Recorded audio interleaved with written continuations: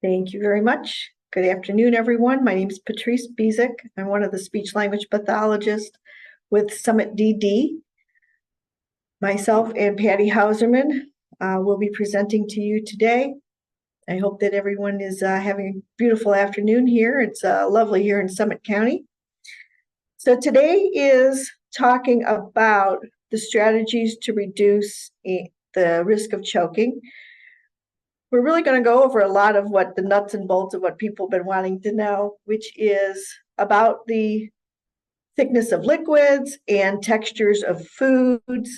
We're going to go ahead and here's the goals for today.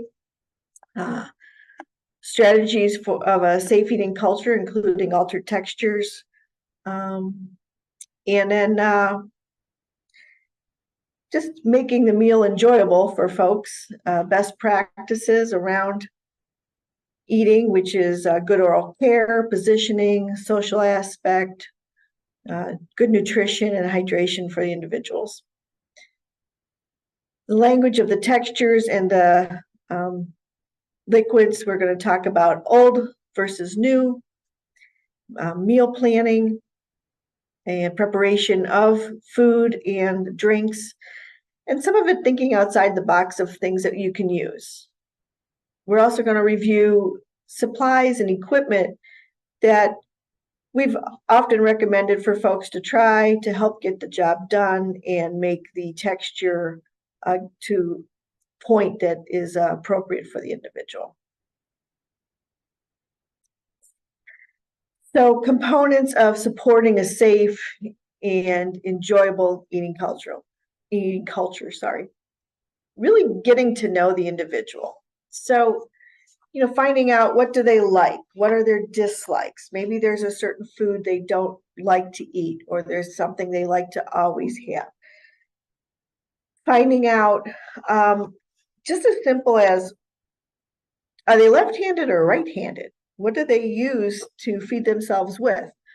Is the individual able to pick up food on their own and finger feed so that they can be more independent while eating and not have to always be fed? Just giving that individual even choices of what do they want to start with? What do they like best? Is there certain food they like to eat first? So really getting to know what they enjoy and how their eating experience is going to help them have a better environment around them. You might provide the least restrictive and safe textures. We're going to talk about that. And that's determined by professional assessment.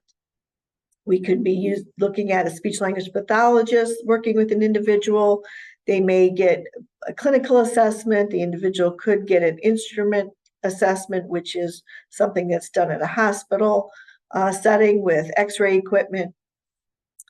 Provide a well-balanced meal and appropriate hydration. We certainly want to have folks have a variety of foods and drinks available to them throughout the day. Foods that they enjoy, foods that we feel, maybe sometimes there's certain foods they don't like. How can we accommodate them to eat different foods related to that? Some folks don't like certain vegetables. Maybe there's something we can do to help with preparing the food differently so they can have it. Include individual participation and try to honor their food preferences. It may be simple as helping the individual to be involved with planning the meals, planning a menu, find out what they really enjoy. And using supplies and equipment really can help make the job easier. There are certain blenders or food processors or even just hand choppers that can help with getting the food to the appropriate consistency.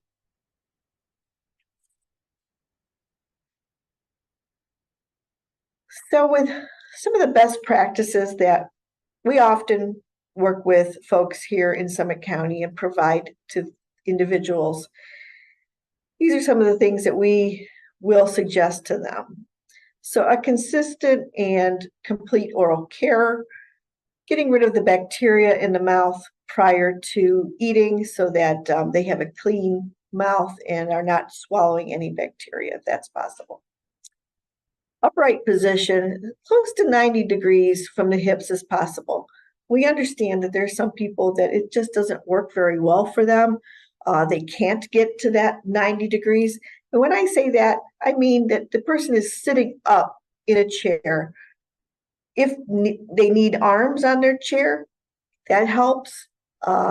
Feet on the floor or on their footrests if they're in a wheelchair to give them stability. This way, someone's not moving around as much. If there's someone who bounces, it gives them a little bit more stability if they have that positioning. Staff are going to assist with textures and the liquid viscosity, educate the individual as to why they are on a different thickness of drinks, why they have a different type of food texture.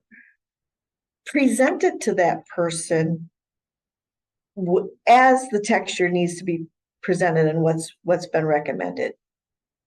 Prepare it over at the counter and then bring it over to the individual. Instead of, oh, I'm going to cut it in front of you now, this way it's ready for them. It's, that everything's cut up, everything's safe for that person to swallow. And it allows them to see, okay, now I have all my food in front of me. Nobody's waiting. It's just seamless for that person.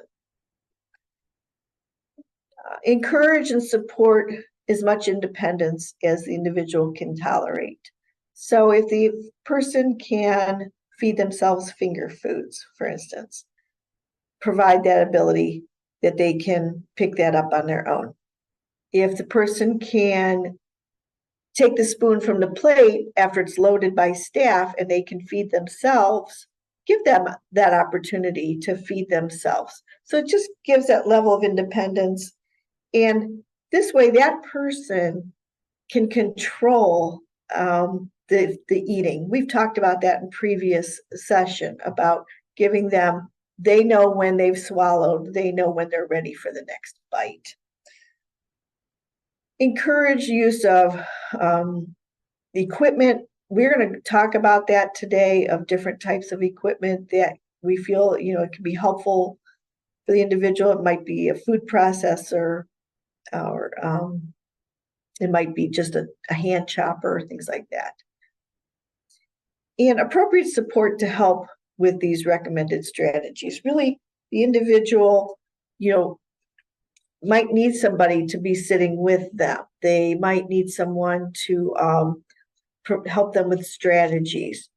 Let's say they may need somebody to say, put your spoon down, take a sip,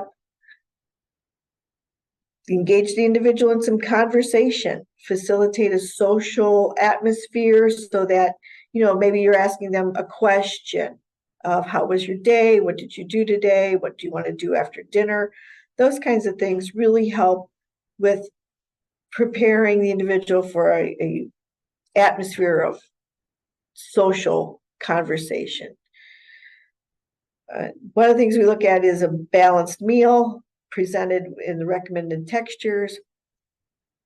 And Patty and I often talk about the adequate hydration offered throughout the day with the recommended viscosity of the liquids. So offer it throughout the day as they're sitting in doing an activity. They may have their drink next to them. These are all just things that we find, really helpful for an individual to get through their meal and be successful.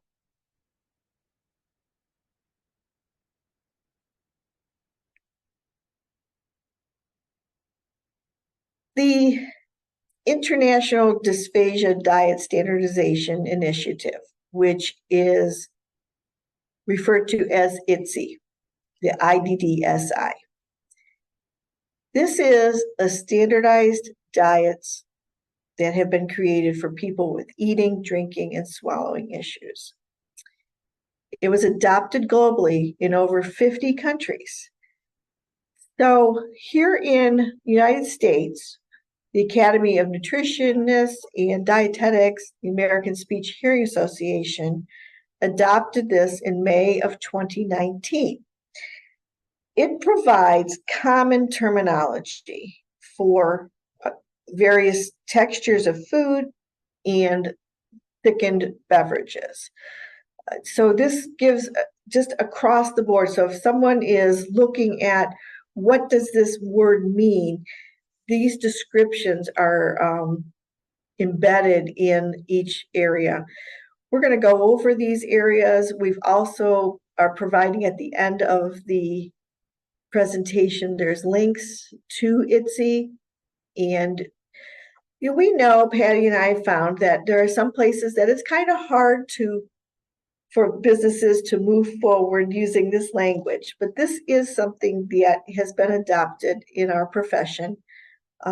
You may still hear other terms used at various places, such as possibly a nursing home, where they might be a little late in getting to the game and providing the information.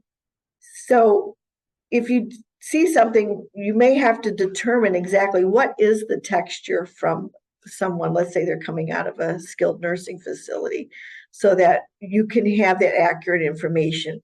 Really talk to the speech language pathologist and see, give me exactly what I need to know. This is the framework from the ITSE website, and it is providing the common terminology for foods and drinks. These new terms are used to describe the texture of the food and the thickness of liquids. Within this, so you can see these pyramids if you're looking at your screen. There's color-coded and numbers, so they correlate together, so that when we're going through and giving folks different textures, you can see and maybe hopefully easily find it on the ITSE site, so that you can get more information about food texture, foods that would be allowed, and foods that may be avoided if necessary. So you got your regular and easy to chew are similar in regular foods. Soft and bite-sized is going to be under the blues. The next texture down is called minced and moist, pureed and liquidized. And when you hop over to the right, you have descriptions of your beverages. So extremely thick, which is like a pudding thickness, moderately thick, a honey, mildly thick would be nectar. There's a slightly thick, and then there's your thin drinks. And a lot of times you will see these where someone's given a description of, let's say, coming out of the hospital. Someone may have, it'll say regular diet, but it'll say soft and bite-sized. So regular meaning they're not restricted on a diabetic diet or restricted in fats, but soft and bite-sized describes the texture of the food and the size of the food that is safest for that individual to consume.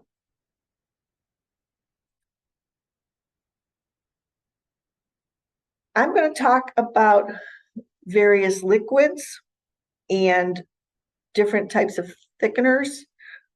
We also are going to show you some modified barium swallow studies today in our videos to give you an idea of what is looked for and what happens when someone's swallowing.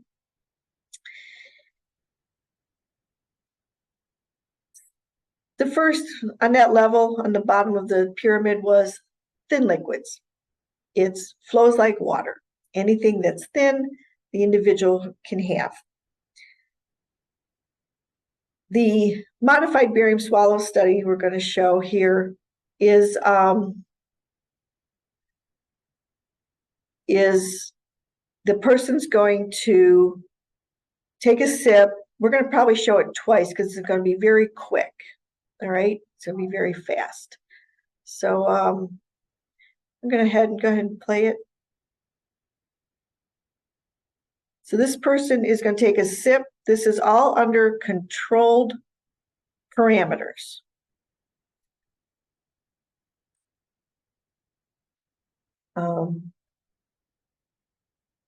Swallow studies are done in a regulated test, right? It is controlled environment. Here we go.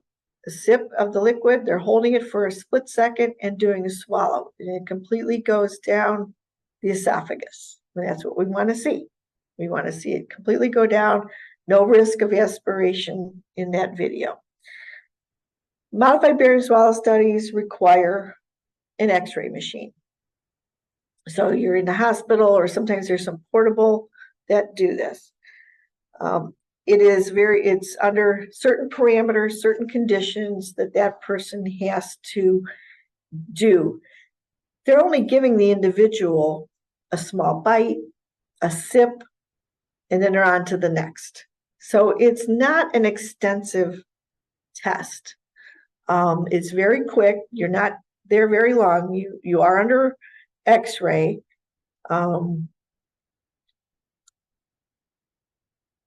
So I'm sorry, I'm reading something. We're going to go over all the definitions of all of the textures. That's what this is all about, this parameter. Someone asked a question. So slightly thick is infant formula. If you think about that, you add a powdered formula to water, and it's not very thick. Some folks, they benefit from it. So, but why do we thicken drinks? Well, it can work for some people. Even the slightly thick can give them just a little bit more time to trigger the swallow and give that person the ability to swallow more safely and nothing be aspirated. Could it still be aspirated? Yes, it could. It's not foolproof, but we're trying a way to find the person to continue to stay hydrated and give them that opportunity to have the beverages. The modified barium swallow study is used to rule in and rule out any risk. So thickened liquids would be trialed in those testing situations. The mildly thick flows like nectar. If you can see the picture on the screen, it's dribbling off the spoon. It's one continuous flow, just like nectar juices, we may say. And then moderately thick. Moderately thick is, the old language is honey. So you can see here, this one's yellow, the mildly thick was pink. That is what's on the products as well to thicken these beverages.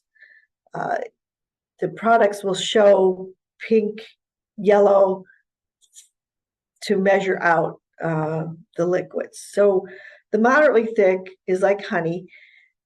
The big thing is you have to measure it per the canister as best you can. And some of it, you have to look at it and make sure it's the thickness you want it to be. So you take your spoon and you take a test and see if it dribbles off like honey would dribble off a spoon. We have another video, which is they're going to drink, and this is, I want you to watch this because they're going to lift their chin. We call this birding, but then they brought their chin back to the neutral position for the swallow. So it just takes an extra second if you notice. And now they have to swallow again to get the residual down. So for some folks, it does not fully clear, and they will need to do another swallow to get the entire volume of the food down.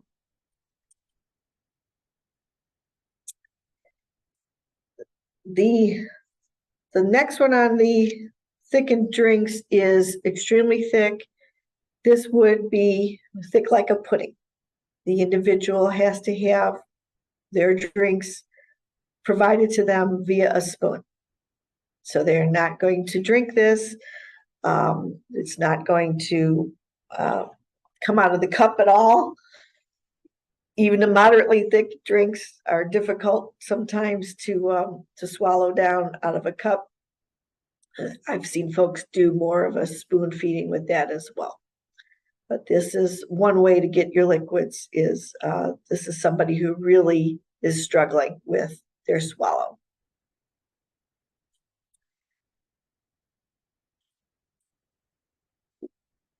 Several of the things that we felt would be important to share with you today are different forms of thickening agents that we've seen across the board and that some folks use.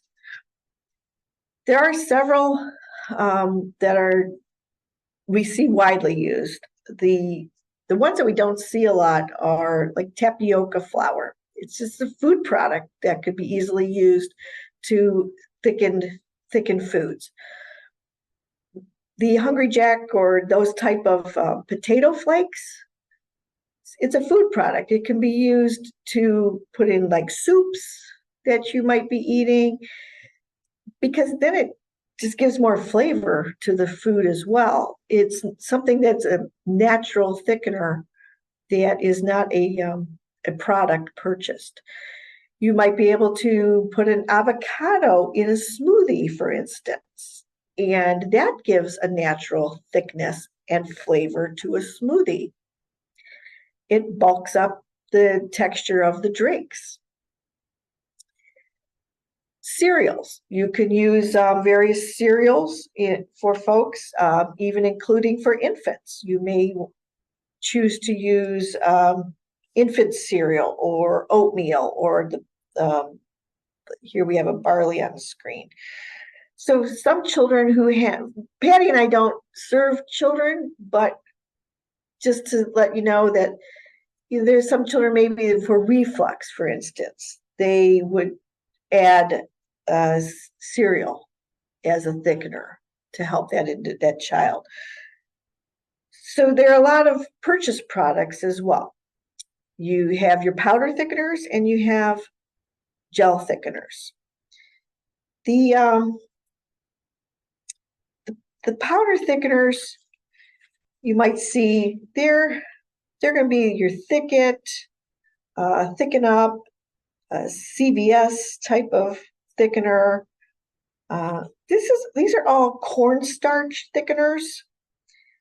They are not slated to be safe for children under the age of 1, just so you know. These powder thickeners, they can clump up. They can get lumpy in your drinks. They're not great in carbonated drinks. It can be grainy at times. And for some of these, can be a bitter taste for these powder thickeners. The other thing that with the powder thickeners, since it's cornstarch, it metabolizes like sugar. So if someone on your caseload has diabetes and is using thickener, you really may want to speak to their physician about switching them to a different product. The other product is a xanthan gum based product, which are your Simply Thick or other gel type mixes. These can be smoother when mixed. It's best to mix them with a fork so that you can really get the gel to mix up well in the beverage. They can be used in hot and cold beverages. The gel mix can also be frozen, let's say in ice cubes. A person likes ice in their drinks. The gel mix, then when it melts, it's already got the thickener in it. It does have a short shelf life though, so you kind of got to know when you're going to use it.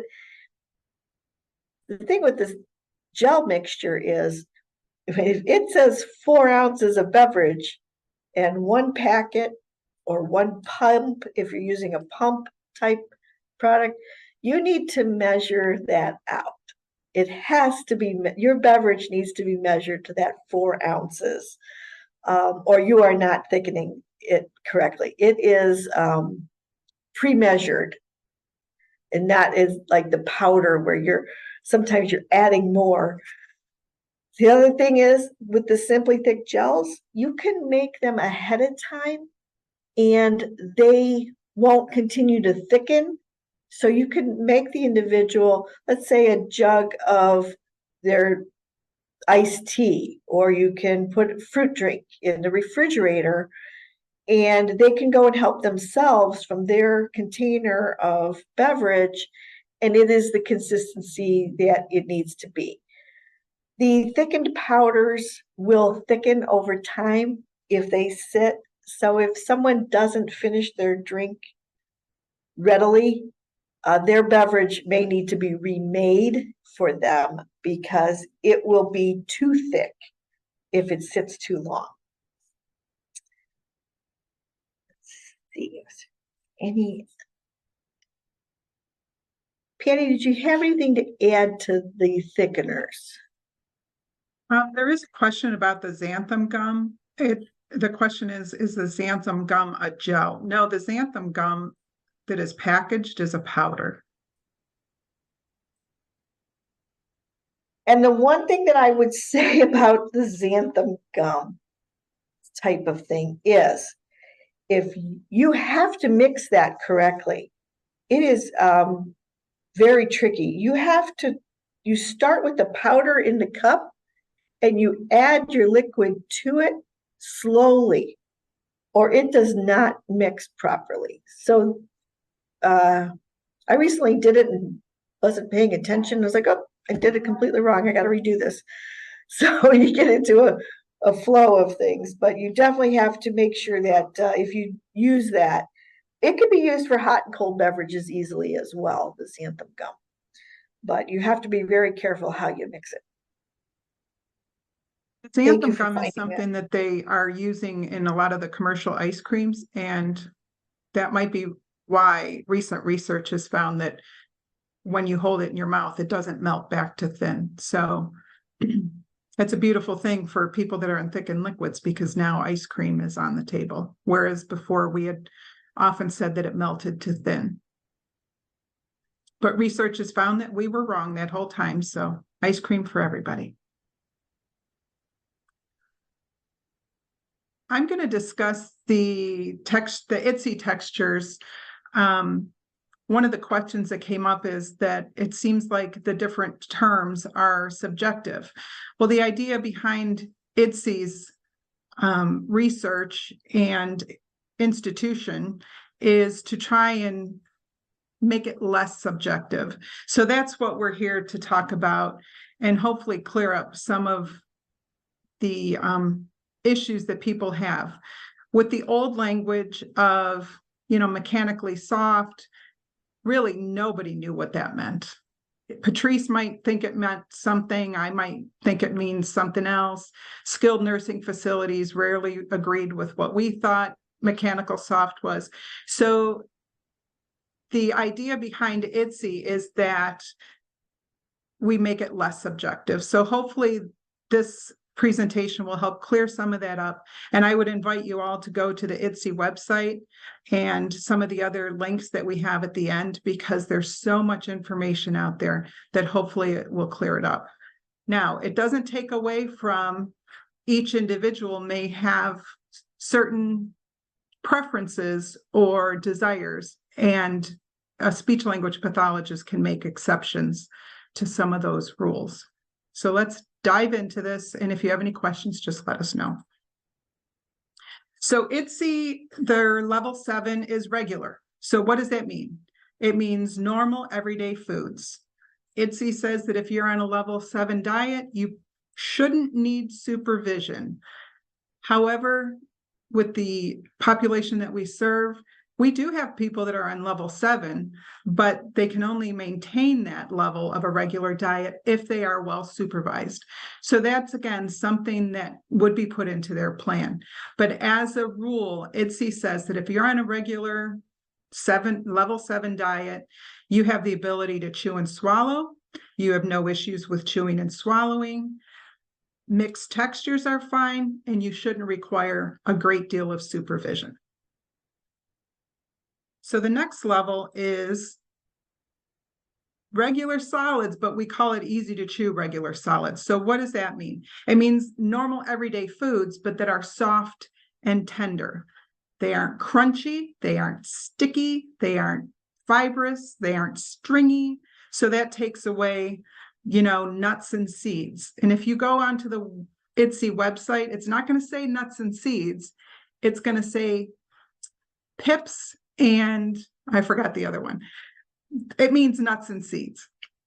So some of the language on the IDSI website, because it's a global initiative, you're going to find different terminology. Also, you're going to find the use of chopsticks as one of their standards, because most people in the world eat with chopsticks. So it is very interesting, but they try to be as clear as possible. So a person that's on easy to chew regular solids, the size of the bites are not regulated. The size of the pieces are not regulated.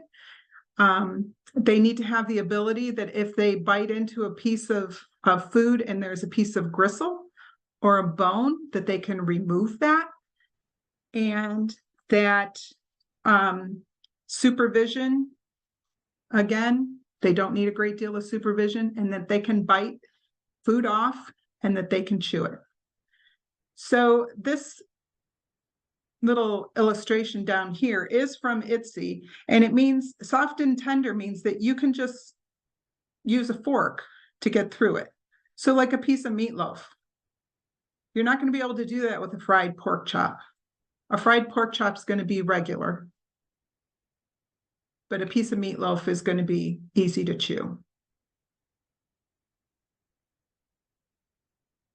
So here's MBS with something a piece of food that they actually have to chew, and it's easy to chew. It's a cracker, which is often used. That's the type of material that they do use for a regular texture during an MBS. They actually use a Lorna Doone. So we're going to look at that again, but this is a cracker. So they're chewing it up in the mouth.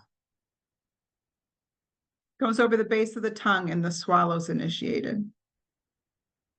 And they had a little bit that went over the base of the tongue again, so they swallowed again. We'll go back and watch that one more time. So they're chewing it really well. Then you start to see things go over the base of the tongue, and there's a little bit more there, so they do a second swallow. That's something that the folks that we serve sometimes need to do, and they need to have time to do that second swallow. If they're having difficulty clearing the residuals from their mouth, they have stuff hanging out in there, we might introduce a small bite of applesauce to clear that out. For those of you that have been around for a long time, we used to really use a lot of lemon ice, but for a variety of reasons, it's used less than it used to be. So the next texture is IDSI's level 6, which is soft and bite-sized. So the idea behind this is that each bite is going to be soft, and you can do that fork test, which that when you push a fork into it, that it dissipates, and it's not going to bounce back up. So people think like let's say a marshmallow. If you had one of those tiny marshmallows and you pushed your fork down into it, people think, oh, well, that's soft and bite-sized. Well, when you do that to a marshmallow, it bounces back up. So it isn't soft and bite-sized. But if you do that to a piece of cooked butternut squash, it does stay down like that illustration. So that is soft and bite-sized. The idea behind soft and bite-sized is that each piece of food is no larger than 1/2 inch. So say you have someone out at a restaurant, you're certainly not going to measure each piece. A very gross sort of illustration is between the 2 tines of the fork, not on the outside, but on the inside, that measurement is just about 1/2 inch. It's slightly larger, but it's about 1/2 inch. So if you can eyeball it when you're out to eat, that's what you want to cut it up into.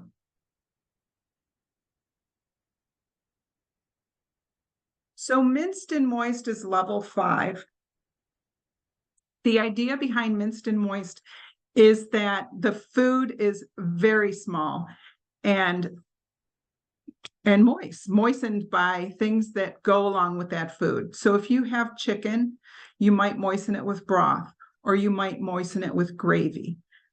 The thing that you want to make sure doesn't happen is that if you moisten that meat or food with a corresponding condiment or broth, when you lift that up with a fork, you don't want to see those liquids drip down onto the plate.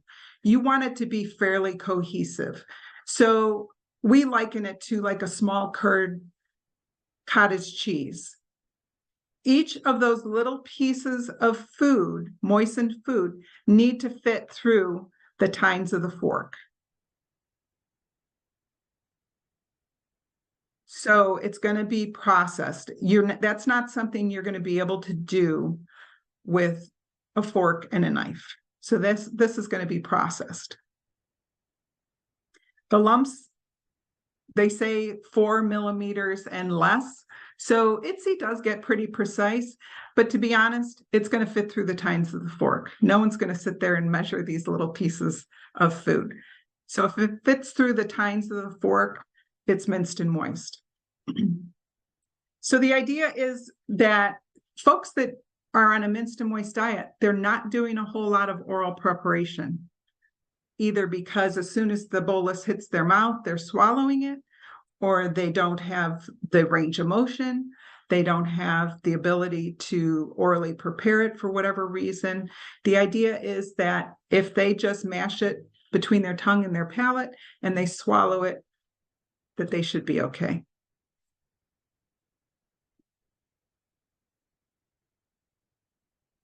Then we have pureed. This language hasn't changed. Puree is puree. So I think puree and regular are the easiest diets to follow. Why? Because puree has no texture, none. It's like pudding. If there's a little lump, it's not pureed. Now, if you look at these pictures, some of these look, oh my goodness, there's sausage and there's waffles and there's some beans there. These are pureed. They've just used a food mold to make it look like the food that it is. They are available, however, they're quite expensive. This is often how you'll see pureed foods. And oftentimes in a nursing home, if they're not using the molds, they're using ice cream scoops or just regular spoons to serve them up. So we want it smooth with no lumps. We don't want it sticky. Sometimes when you puree something, for instance, pasta or macaroni and cheese, sometimes that just becomes a glob and it's not appetizing. If you put a spoon in, you might come up with a whole piece of it on your spoon. You might have to add more milk or more melted cheese in order to get it nice and smooth and palatable so the person wants to eat it. Chewing's not necessary. If a person is on thickened liquids, when you puree something, you want to make sure that it's at least up to that viscosity. So if someone is on, say, moderately thick liquids and you're pureeing soup, or you're offering them, say, a bisque it needs to be at least as thick as what their liquids need to be. So for instance, this person's on moderately thick, they're having a squash bisque, it needs to be at least moderately thick. So you can add one of the commercial thickeners, you can add the potato flakes. With soup, you can add crackers and put it through the processor. So whatever you would eat with that food, that's what would be enjoyable to add to the food. Yes, we need to thicken it, but we also want to enhance the flavor anytime we can. So when you make pureed food, it needs to hold its shape, like in this illustration with the spoon. When you tip the spoon over, in large part, it should all come off at the same time. You shouldn't have clumps or it rains down little particles. And again, there shouldn't be a separation of the liquid. So what we find is pureed fruits off, and let's be honest, it's usually some sort of applesauce or flavored applesauce. Sometimes those separate and you have the pureed fruit, but then you have that little bit of liquid. So you want to make sure that that is thickened to the appropriate viscosity that they're on. You don't want that separation of liquid and fruit. So here's this is an anterior view, which we often don't get with a modified barium swallow study, but this is just from the front. And this is someone swallowing pureed.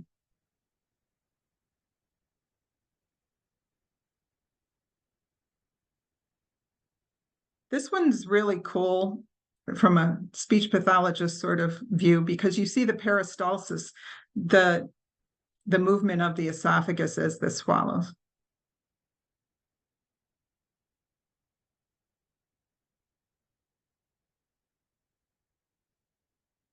So in this video, it's going to show a variety of the textures and the difference, and these are all carrots. So you can see the difference as they go through the textures. So 7 is regular, 6 is soft and bite-sized, then you have liquidized.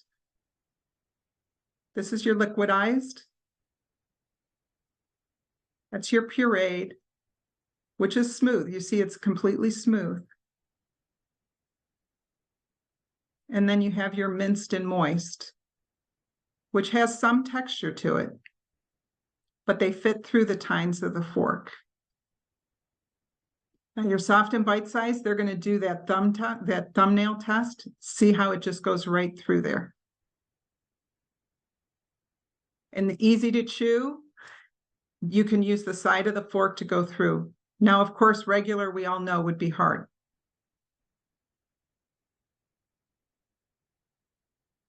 I'll show that again because it is really actually quite quick.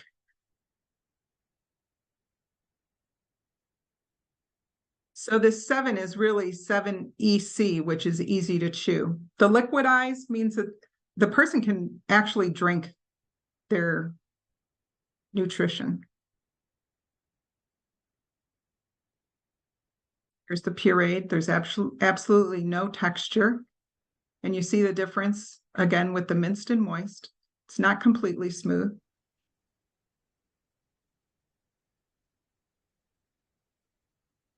So if you buy frozen peas and carrots or diced carrots, it's about that size. And then the easy to chew, they're not regulated by bite size, but it does need to be able to be cut with the side of the fork.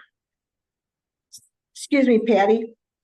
So one of the questions in the chat has to do with some things on that video, which is what would be mechanical soft, which is where some of the confusion has come from, if that is still in somebody's plan.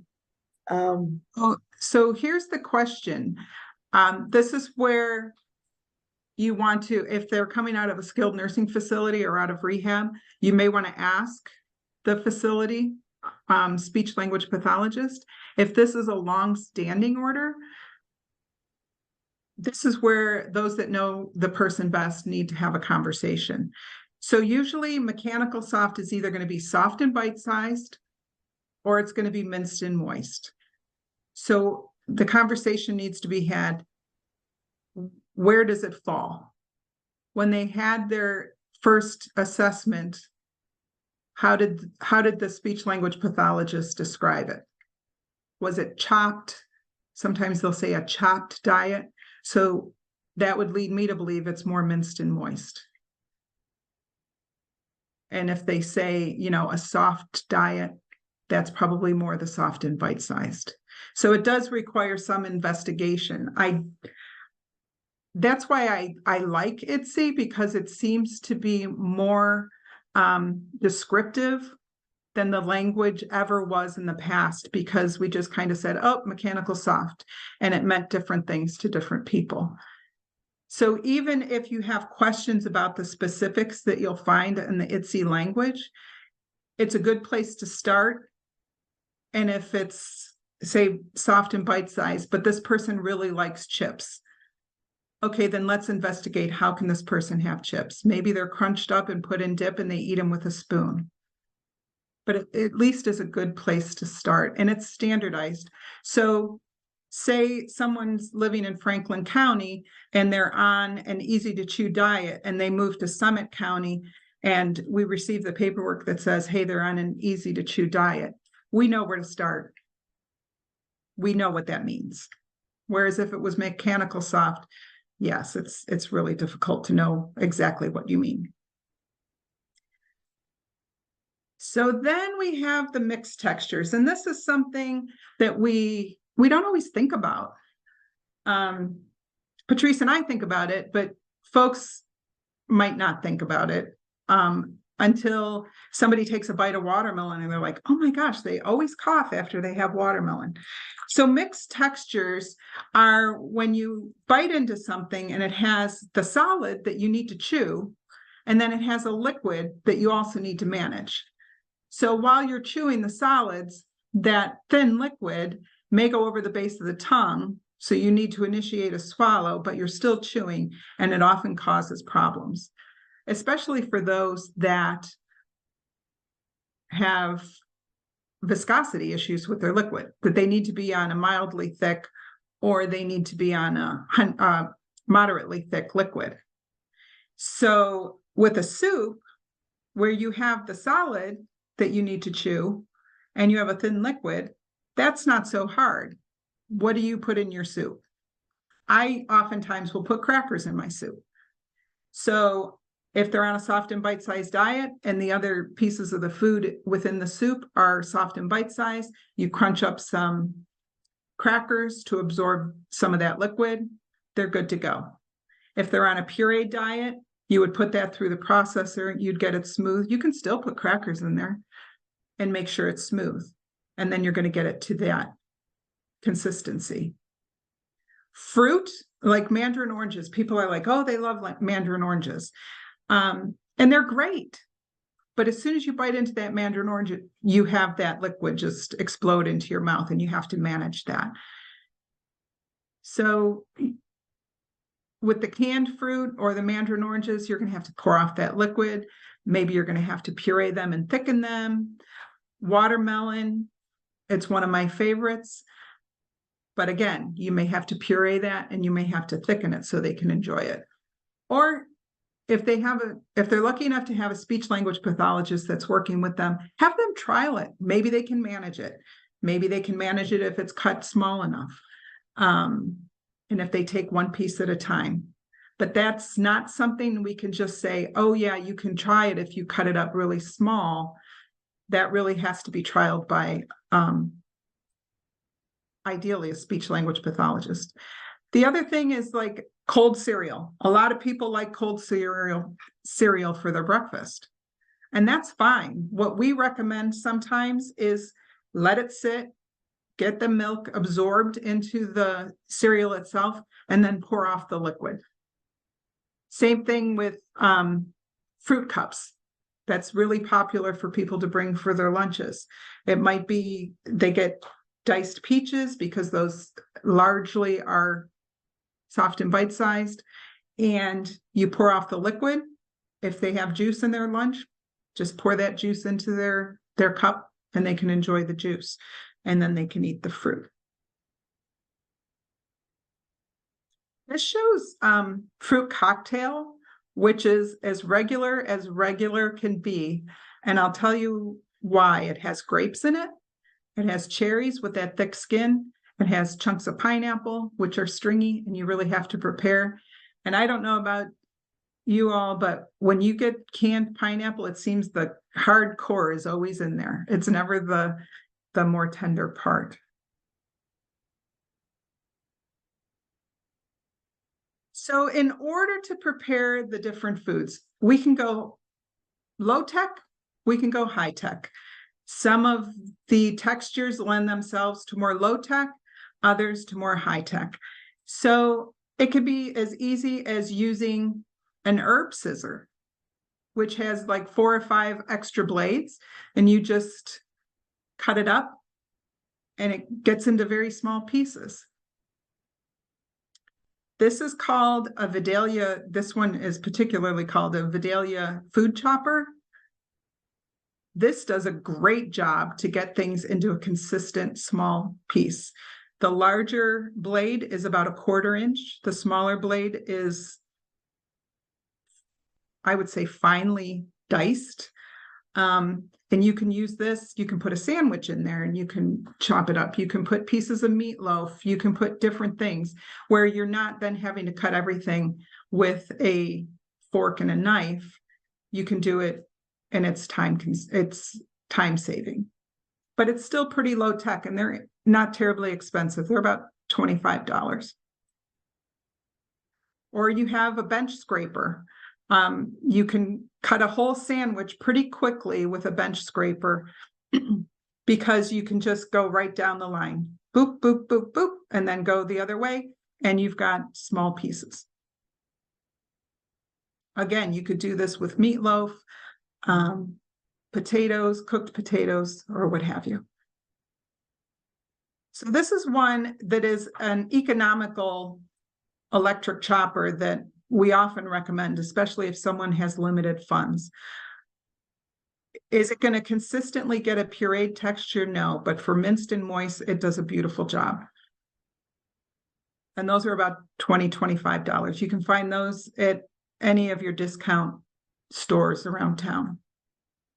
Now, Ninja also makes very expensive machines that people do use for pureed. And I'm not saying that this won't get it to pureed, but consistently it's a smaller machine, and you may have to spend a little bit more to get pureed consistently for someone that's doing it 3 meals a day.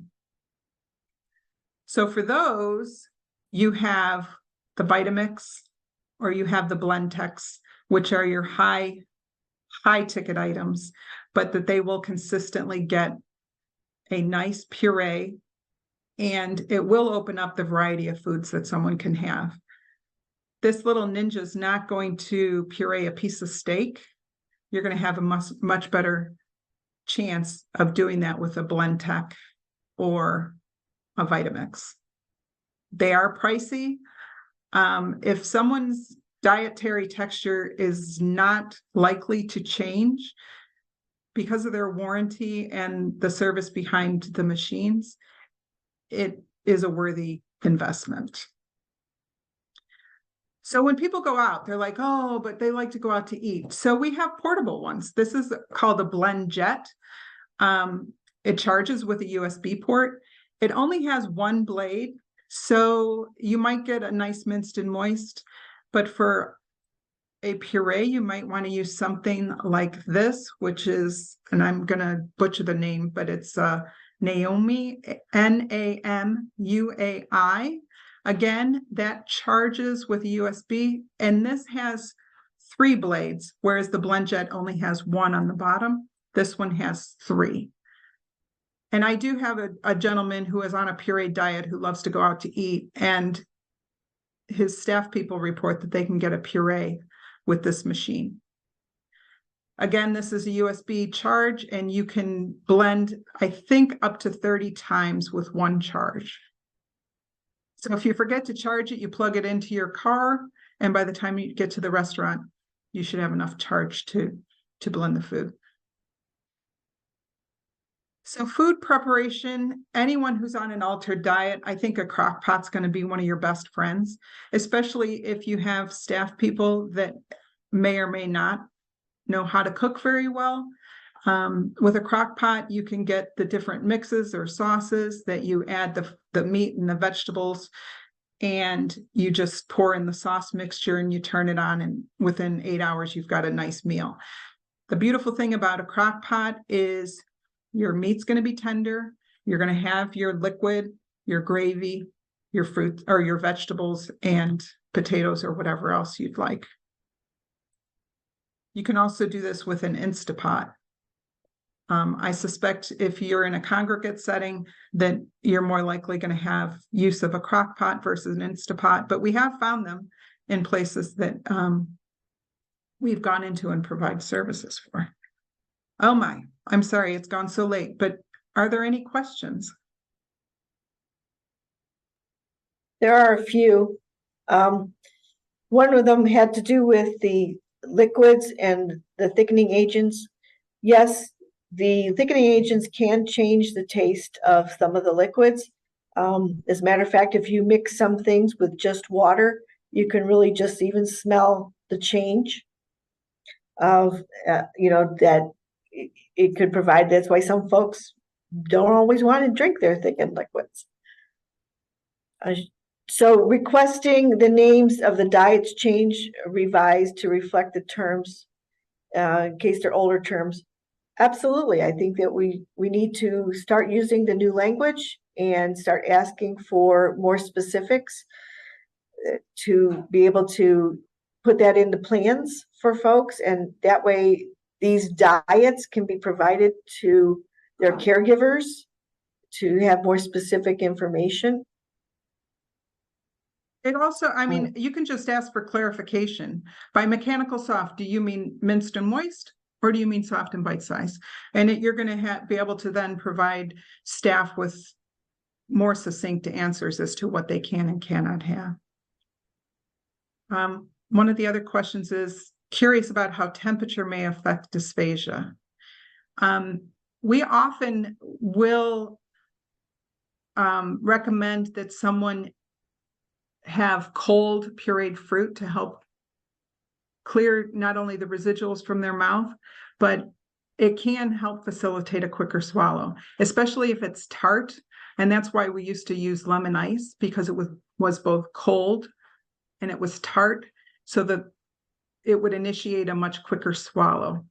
The problem with the lemon ice is it's also a thin liquid. So as it sits in the mouth, it melts to a thin liquid. So sometimes we have recommended, hey, use a cold pureed fruit and use some of that powdered lemon or lime to put in there. So you get that tartness, and that'll help facilitate a quicker swallow. Someone had a question about a French fry and what would it be considered? And you'd have to do that test. Put it to the test with the fork test. Most of them regular. I guess I would say, whose French fry? Is it a McDonald's French fry? Regular. Is it a steak fry that you is it a steak fry that you cook at home that maybe you pull out before it gets really crispy? It could be soft and bite-sized. If you put it through the chopper with ketchup, it could be minced and moist. Again, it depends on how it's prepared. And that's the beautiful thing about the ITSE language, is we're not about denying anybody anything. So pizza came up today in a meeting, and it's like, well, I don't want to deny this person pizza. Well, I don't want to deny them pizza either. I don't want to deny anybody anything, but let's find a way to prepare it in accordance to the appropriate texture so they can still enjoy that pizza. Will it look the same? Maybe not, but it'll still taste good. Like Patrice and I have said, putting it into a machine isn't going to miraculously give it flavor. But if it goes in tasting good, it's going to come out tasting good. The one thing I would say about pizza is if you have to blend that to puree or soft and bite-sized, don't use just pizza sauce, because if you may end up just getting the taste of the sauce. You may need to add a little broth along with added sauce. So you're going to have to play around with things. I would also encourage you that if you're in charge of preparing meals, taste it. If it just tastes like pizza sauce, next time maybe add some broth.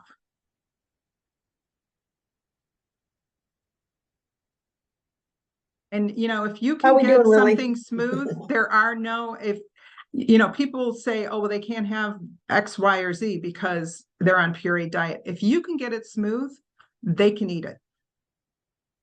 And that's where some of your high-end machines might come into play.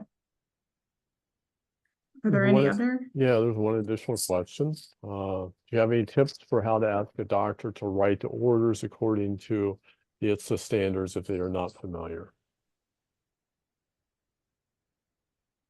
What I have done in the past is that I have actually printed off the soft and bite size, and I have printed off, say, the minced and moist, and taken them and said, which one? What do you mean by mechanical soft?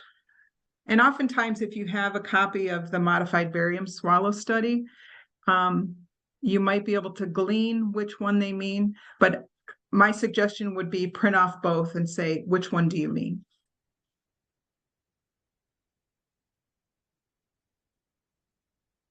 Are there any others? If there are any other questions, we're happy to answer them, but I did want to put up some of these references. We have the ITSE website, which has got a tremendous amount of information, including handouts. So if you have someone on an altered diet, you can print these off and you can provide them to families, or you can provide them to the care providers. ASHA has information generally on dysphasia. This YouTube channel is all things ITSE. There are tons of videos, including recipes, how to prepare recipes, how to prepare the different textures. This Eating with Dignity has a variety of recipes also, and each recipe will tell you this is easy to chew, this is pureed, this is minced and moist. And then on our website, we do have some recipes. We don't have a great many, but again, don't be afraid to try a recipe and then prepare it to the proper texture. I think we've been afraid to do that in the past, and with the technology that we have available to us, and if people are willing to think outside the box and experiment a little, I think you're going to find that you have folks within your organization that just are going to be rock stars in doing this.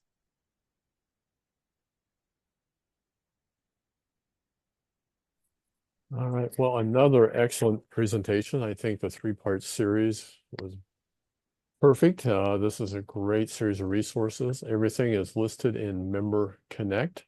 So again, I want to thank Patty and Patrice for that. And let's see if there's any final questions. We have one comment in the chat.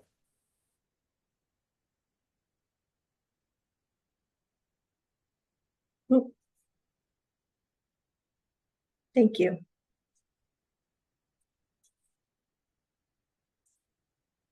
Well, thank you very much, Willie. Appreciated you asking us to provide information.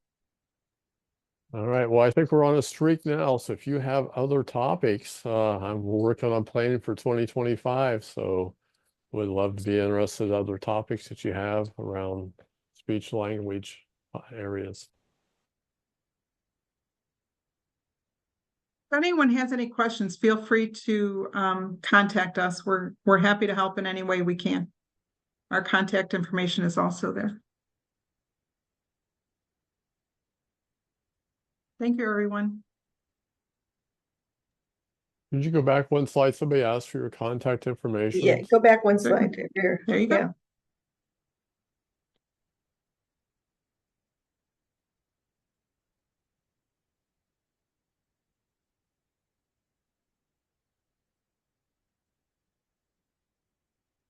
Yeah, it's in the presentation, so that'll be helpful.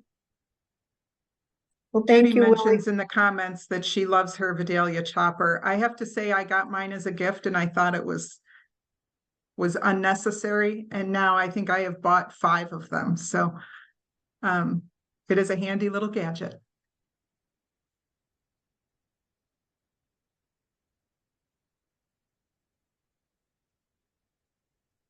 Thanks again, Willie. Oh, thank you. Again, great teamwork, great presentation. So appreciate it. Very helpful. You're welcome.